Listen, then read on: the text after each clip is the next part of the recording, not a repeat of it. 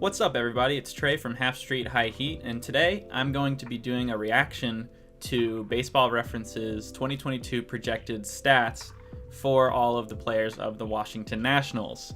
Now, I know not all of the players that I talk about today are going to necessarily be on the Nationals next season, but I just picked one of the lineups that the Nationals were throwing out there in the second half. So I'll go over each player in the lineup, and then I'll probably go over a couple pitchers as well. So let's get started. All right, so first up's Lane Thomas, center field. Let's see, 2022 projections.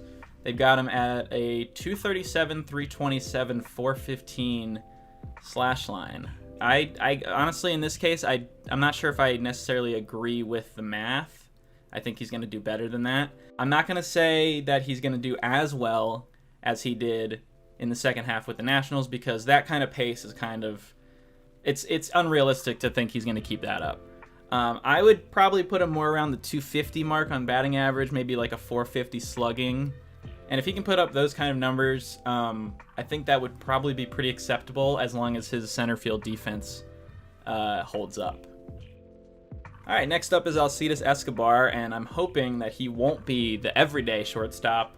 Rather, he will be more of a utility infielder. All right, so they're projecting him 338 at bats next season, which means that they don't think he's going to start every day. Normally everyday players are looking more around 500 to 700 at bats. They got his slash line listed at 263, 323, 393. I think that's pretty much perfectly right in line with his career averages. And honestly, we'll take those stats in a limited fashion. We'll take that. So I think these projections are pretty much right on for Escobar. All right, batting third in the lineup that I'm looking at is Juan. So let's see here. They're giving him 480 plate appearances with 466 at-bats. That's really funny because that means they think he's going to walk over 100 times at least. So that's I would project that as well with the way teams are pitching him. Honestly, I think that's a low-end projection. They got him listed at 109 walks. I'm going to say 140. Is probably my prediction. So they got him listed with a 303 batting average, 435 on base, and a 539 slug. So I'm gonna say next year is Soto's MVP season. That's kind of my Nationals hot take. It's not really that hot of a take because he's a top 3 candidate this season as well. But I think next year is gonna be he's gonna win it next year.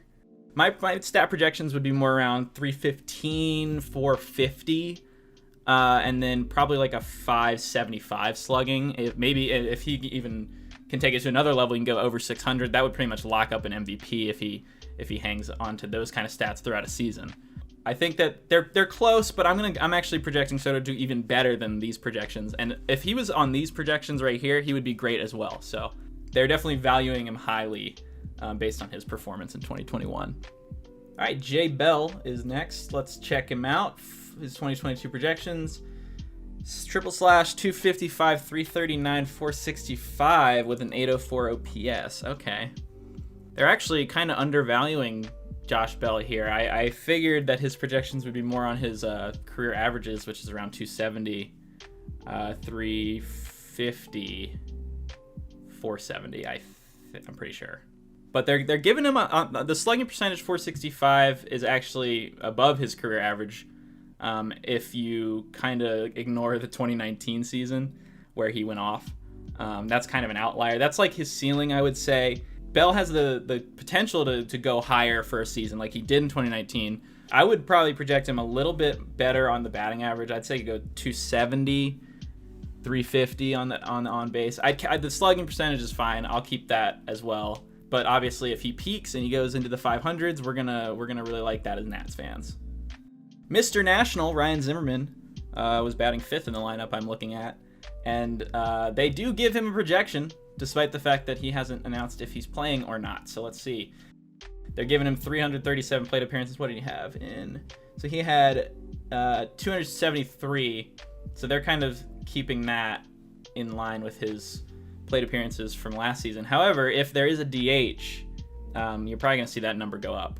probably into the 400s if he returns and there's a DH. So we'll see. There's so much stuff to go on. But anyways, so they got him listed at 239, 296, 418 with a 715 OPS. Can't really fault them for kind of, keeping his stats low because he is going to be in his age 37 season if he comes back. So, that's just kind of how it goes with these projections. Players fall off based on their age a lot. That doesn't mean that he can't do better than that. I think if the DH is implemented, he will do better than that. I would say if he can, hit around 275, that's probably a good look. And obviously Zim still has plenty of power. We saw it last year when he hit home runs; they were destroyed. So he still definitely has the power. Really, it's the reps. We want to get him enough at bats to stay in rhythm because he's definitely a streaky hitter. So we'll see if he comes back and maybe he can do a little bit better in these projections.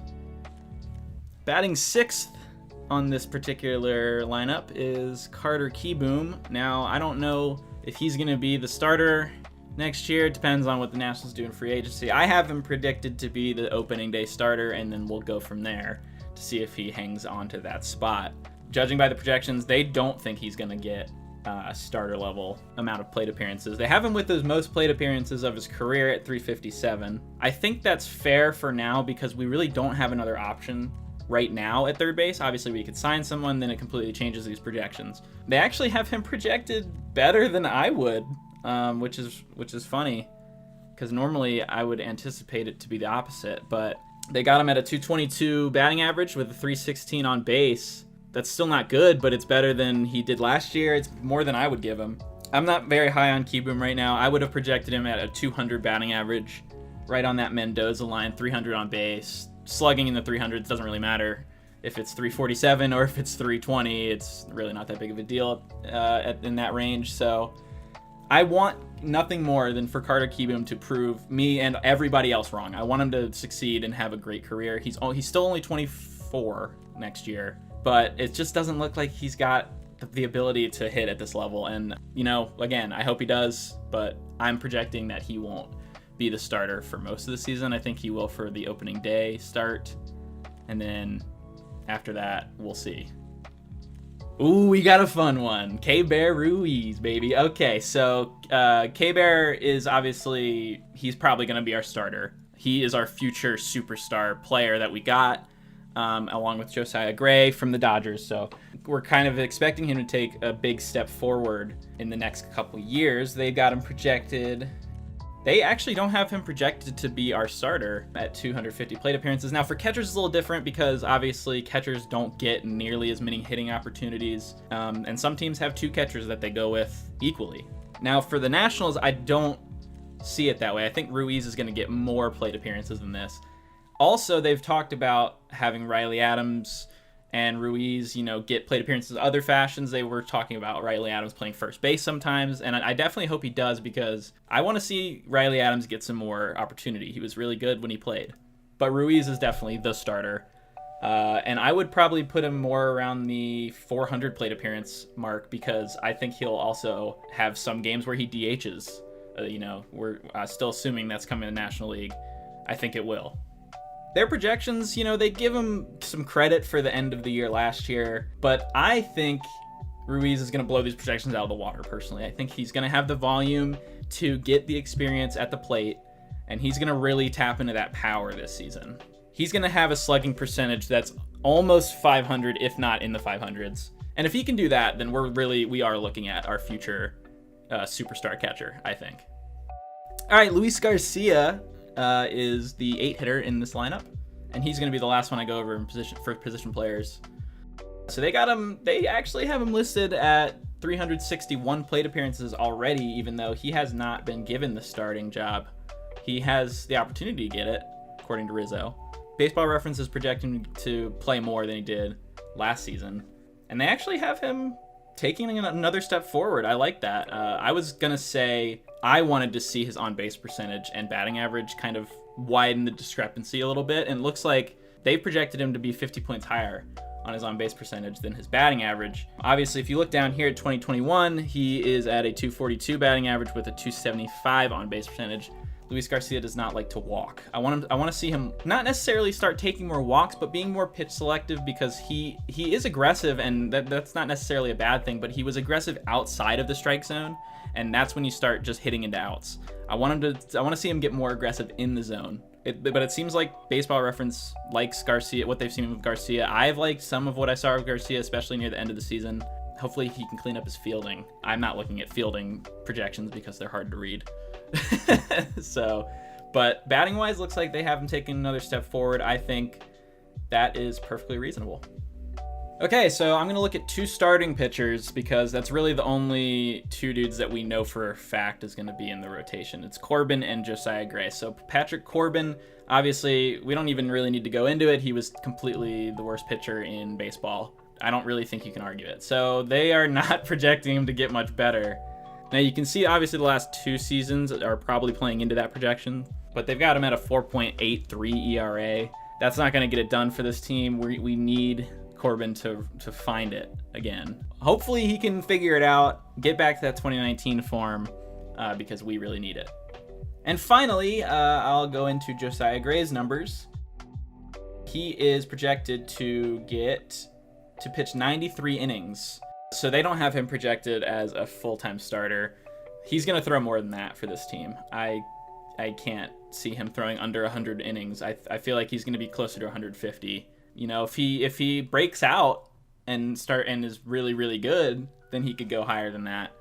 But trying to stay more realistic, 150 innings is realistic to me, not 93. I think that's way, way too low. You know, ERA-wise, strikeouts per 9-wise, that's whatever. This projection's not going to matter when he gets to 150 innings. It's not. It's going to be completely different by then. It's kind of weird that they only have him listed at 93 innings, but I don't know how the math works on that exactly, so...